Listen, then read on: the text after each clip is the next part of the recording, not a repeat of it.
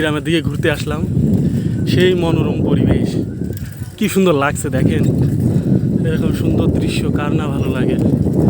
আমার কাছে ভালো লাগছে, বাট আপনাদের কাছে কেমন লাগছে আমি জানি না।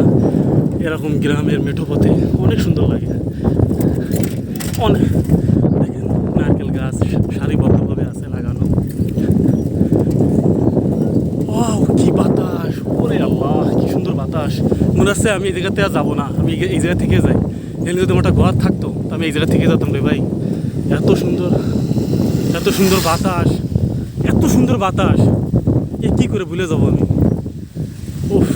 আরও সাইডে ঘের আছে দেখেন, বাতাস আর বাতাস, বাতাসের বন্যা হয়ে যাচ্ছে। আপনারা কেউ ঘুরতে চান, হামডাঙ্গার এই ভিতরে চলে আসবেন ঘুরতে ঘুরতে।